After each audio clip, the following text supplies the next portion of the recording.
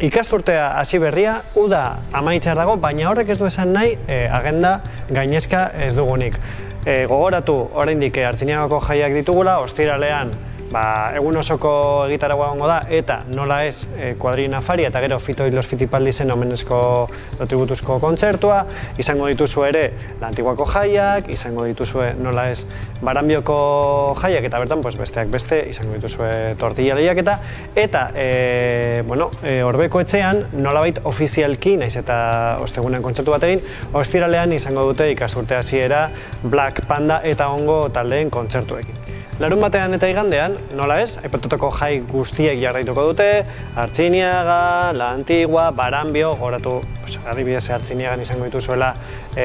arteatik egiten duten jaitsiera, herri kirola, gastronomia txapelketa, gauza bere izango duzue Baranbion, gauza bere izango duzue La Antiguan, holako osagai horiek, musika, gastronomia gehien bat, eta nola ez, aiaran, emblematikoa den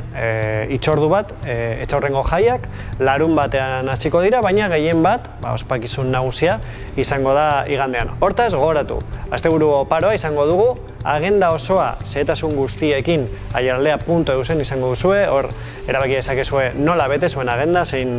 ordutan partatuko duzuen non, eta gogoratu ere, udako argazki lehiaketa ez dugula oraindik amaitu, argazki pilo jaso ditugu, argazki oso politak, baina oraindik zureak ere jaso ditzakegu. Orduan, sartu aiaraldea.eusen, bizitatu agenda, baina ez ahaztu ere zure ekarpena egitea udareklik argazki lehiaketa. Besterik gabe, asteburu oso ona izan, ondo pasa eta hurrengo astean berriro hemen izango.